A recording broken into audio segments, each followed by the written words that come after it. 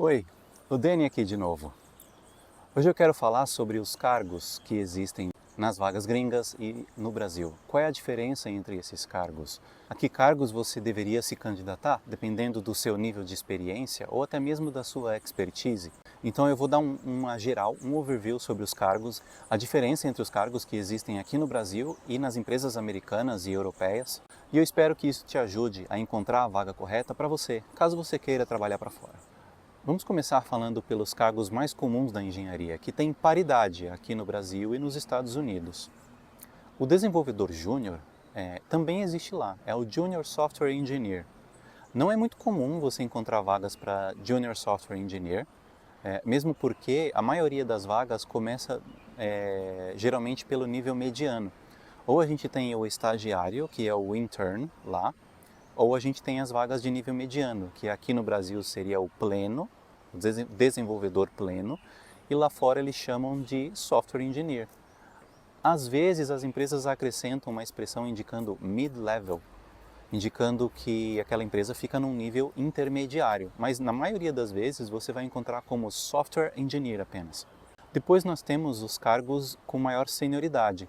Aqui no Brasil nós temos o desenvolvedor sênior e lá fora nós temos o senior software engineer, que é basicamente a mesma coisa. São engenheiros de software com mais tempo de trabalho, mais tempo de experiência, que conseguem executar tarefas mais complexas, têm autonomia para implementar, geralmente assumem vários componentes do sistema e tomam posse daquela implementação. É uma coisa que está muito em alta hoje, né? O IC, Individual Contributor, onde você consegue entregar coisas sozinho, sem microgerenciamento, você consegue lidar com as suas tarefas sem nenhum problema, você entrega, participa das reuniões e tudo bem. E acima desses cargos de engenharia, de execução, nós temos os cargos de gestão, que geralmente é o Head of Engineering e o CTO. Esses dois cargos costumam ter os mesmos nomes nas empresas brasileiras, tá? Então não muda muita coisa. Geralmente são ou engenheiros ou pessoas que vieram de fundos de investimento, que têm aquele conhecimento de engenharia e conseguem gerenciar não só o trabalho de engenharia, o trabalho técnico, mas também as pessoas de engenharia. Então é o Head of Engineering, ou diretor de engenharia, Director, e o CTO. Como eu mencionei antes, a expressão programador não é muito comum nos Estados Unidos. O mais comum é Software Engineering, devido a um prestígio maior que a expressão traz. Então, por exemplo, se você quer encontrar uma vaga na gringa, uma dica que eu te dou é crie o seu currículo no LinkedIn em português e em inglês. Quando for em português, você coloca desenvolvedor, programador, analista de sistemas, que é um cargo que não tem lá fora, né? É um cargo que envolve mais uma mistura de código, suporte e análise de requisitos. E quando você for preencher o seu currículo em inglês, você coloca como Software Engineer, que é o mesmo cargo de programador e desenvolvedor aqui no Brasil, é o cargo lá fora, Software Engineer. Dessa forma, você vai estar atingindo não só potenciais contratantes no Brasil, quanto em outros países, como programador ou Software Engineer, que é a mesma coisa. Também nos Estados Unidos tem dois cargos que não costumam ter aqui no Brasil, que é o Staff Software Engineer e o Principal Software Engineer. O Staff Software Engineer aqui no Brasil é algo mais ou menos parecido com o arquiteto de software ou arquiteto de soluções, né?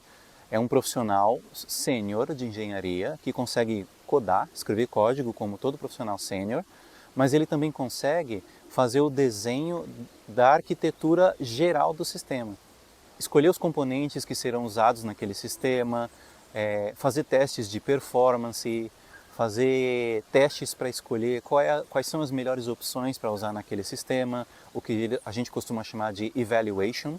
Por exemplo, tem algumas vagas que exigem que você tenha a capacidade de fazer framework evaluation, onde você testa mais de um framework e escolhe o melhor framework para aquela tarefa, para aquele sistema. Bem como escolher quais são as possibilidades no mercado para banco de dados. E aí você consegue escolher qual é o melhor banco de dados para aquela tarefa, para aquele sistema, para aquele conjunto de operações do sistema, se você precisa colocar mais ou menos componentes, APIs, Data Warehouse, enfim. Esse é o trabalho do Staff Software Engineer. E o Principal Software Engineer, Distinguished Software Engineer, né? o engenheiro de software principal ou destacado, digamos assim, ele é um cargo muito raro até nas empresas americanas, que é aquele engenheiro de software que se destaca mais, aquele que tem um know-how assim absurdo do Codebase. Ele consegue navegar com uma certa facilidade no Codebase e executar absolutamente qualquer tarefa. Ele não é necessariamente o Staff Software Engineer e ele não é necessariamente o Tech Lead. Ele pode ser até um cara cross-team, né? Em torno de todos os times. Aquele cara que você procura para tirar uma dúvida generalista do sistema, para encontrar alguma coisa no Codebase, enfim, para discutir questões de performance e tudo mais. É o ponto de referência para questões técnicas da empresa, que é diferente do Tech Lead. O Tech Lead, geralmente, ele coordena um time específico. E esse cargo tem no Brasil também, o líder técnico, o Tech Lead. Geralmente os nomes em inglês são adotados aqui no Brasil por empresas multinacionais. As empresas nacionais geralmente adotam nomes em português, e isso é normal. Como eu mencionei antes, o analista de sistemas é um cargo que basicamente só existe no Brasil. Talvez em outros países de potencial econômico parecido, né? Economias em crescimento e tudo mais, mas enfim. Nos Estados Unidos, na Europa, é mais raro ter um cargo de analista de sistemas como tem no Brasil. Geralmente ele é usado mais em empresas do governo, empresas estatais e grandes corporações aqui no Brasil, né? As startups estão começando a abandonar esses cargos. Por quê? Porque o analista de sistemas, ele está até inclusive nos currículos de faculdade, né? Análise de sistemas, né? O curso de faculdade. Ele é um cargo que combina desenvolvimento, análise de requisitos e às vezes até suporte técnico. Então, me parece muita coisa para uma pessoa só executar, embora seja possível. Então, nos Estados Unidos, eles dão preferência a especializar mais. Então, você tem o programador, o software engineer, você tem o PO, o product owner, você tem o support engineer, dividindo as tarefas entre eles. Acho que fica melhor para todo mundo, né? O Scrum Master é um cargo que existe tanto aqui no Brasil quanto lá fora. E ele faz basicamente as mesmas coisas. Ele cuida dos rituais da metodologia Scrum. Às vezes da metodologia ágil, né? Porque meio que não existe Scrum puro. O Scrum geralmente é personalizado. Esse trabalho aqui no Brasil muitas vezes é executado por pessoas que não são especialistas em Scrum. Às vezes é o Tech Lead, às vezes é o gerente de projeto, né? No Brasil, o Scrum Master às vezes assume tarefa de gestão de projetos. Lá fora não, isso é mais especializado. O Scrum Master faz apenas a parte do Scrum, dos rituais. Ele controla os rituais e o bom andamento das entregas nas sprints. Agora vamos falar de salário. Qual é a diferença de salário desses profissionais no Brasil e lá fora?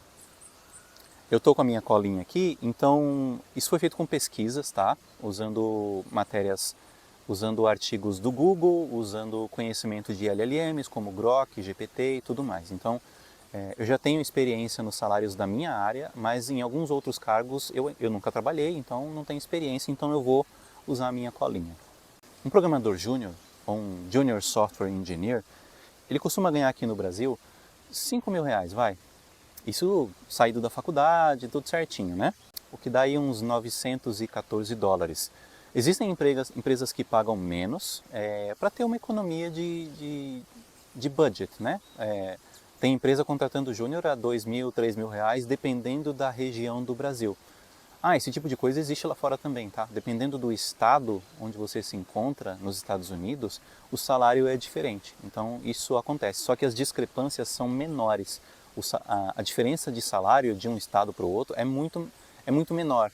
Não é aqui no Brasil, como, por exemplo, tem empresa pagando no Nordeste 2 mil reais para um júnior, e enquanto aqui em São Paulo, ali na Avenida Paulista, pagam 5 mil reais para um júnior. Então, essa diferença é um pouco mais brutal no Brasil. Um programador pleno, né, um software engineer ou um mid-level software engineer, ele costuma ganhar 8 mil reais aqui no Brasil, o que dá aproximadamente 1,4, 1,5 mil dólares por mês. E um programador sênior aqui no Brasil costuma ganhar ali uma média de 12 mil reais no Brasil, o que seriam 2,2 mil dólares, né, em equivalência. Eu falei dos salários brasileiros com equivalência em dólar, mas agora eu vou falar sobre os salários dos mesmos profissionais nos Estados Unidos, quanto eles ganham lá e quanto você poderia ganhar lá trazendo para o Brasil, pagando suas contas no Brasil. Então vamos lá. Um programador júnior, aliás, Um Junior Software Engineer, ele costuma ganhar entre 69 mil dólares por ano a 159 mil dólares por ano.